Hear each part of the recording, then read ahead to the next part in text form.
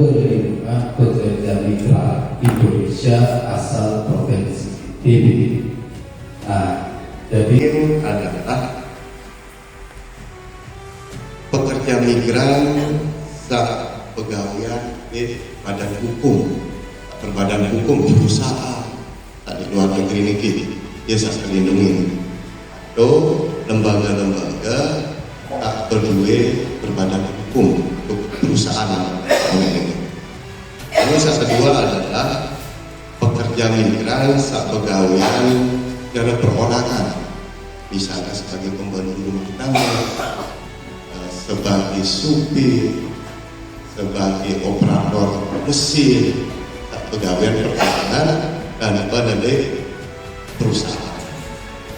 Lalu yang kedua adalah awak kapal niaga. Kemungkinan duit denah keluarga tak pegawai di kapal pesiar, termasuk kapal niaga, kapal perusahaan.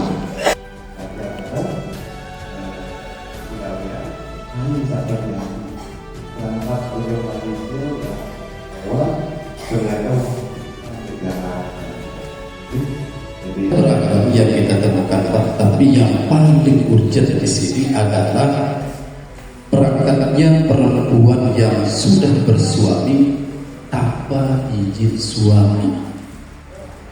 Sering mereka datang untuk meminta dibuatkan surat pernyataan izin suami untuk menjadi tenaga kerja migran, tapi kami selalu menolak untuk itu.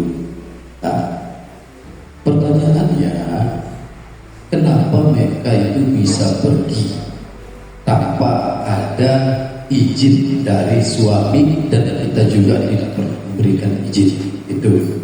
Nah, siapa yang akan kita salahkan di situ, Pak? Pertanyaannya, apakah siapa yang akan kita salahkan dalam proses ini? Fisik. Ini pengalaman nyata di keluarga dia. Akhirnya anaknya ini mengidap penyakit, mungkin apakah penyebabnya seperti itu? Berhubung dengan sekarang banyaknya situs di internet yang berkedok itu PT seolah-olah resmi, yaitu PT-nya ilegal tapi seolah-olah dia itu resmi. Dan ketika itu kan sekarang yang akses itu biasa orang mencarinya di internet, itu sudah berkedok resmi, dan kadang-kadang masyarakat kita mengikuti yang itu, tetapi kenyataannya setelah mereka sampai di tujuan malah mereka diperjualbelikan seperti itu. Ada masyarakat kami yang setelah dia sampai sana dan mengalami kekerasan, setelah diurus ternyata sudah dibeli dengan harga mahal. Nah, seperti itu. Jadi di sini mohon rekomendasikan kami PT yang benar-benar resmi yang sudah bekerja sama dengan pemerintah daerah, bila perlu datangkan kami ke desa kami supaya bisa mensosialisasikan program mereka dan supaya masyarakat kami juga tidak tersesat, karena di zaman era digital ini segala mencari informasi itu di internet dan tidak semua yang ada di internet itu benar-benar resmi dan di-cover oleh pemerintah. Seperti itu. Terima kasih. Assalamualaikum warahmatullahi wabarakatuh. Yang ada di Malaysia mungkin yang akan berangkat, alhamdulillah sudah ada di terangnya. Tapi yang saya pertanyakan ini adalah birokrasinya, pelaporannya. Tadi sudah disampaikan memang birokrasi awalnya itu bisa melewati Pak Pradesa, tapi tidak menutup kemungkinan bahwa warga kita sekarang ini yang berada di luar negeri banyak juga yang dapat pengetahuan Pak Pradesa. Sehingga bagaimana pelaporannya?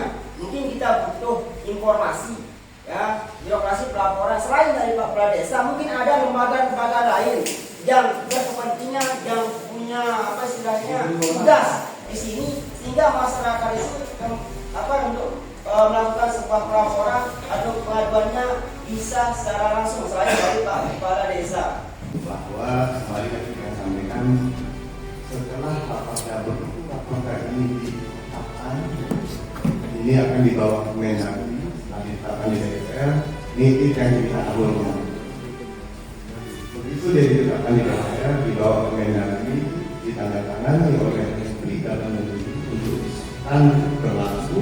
Nah, setelah berlakunya ini, dibentuklah satuan tugas. Nah, yang jawab sekalian, satuan tugas yang bertanggung jawab dari pemerintah provinsi terkait dengan perlindungan PMI penjaminan ini.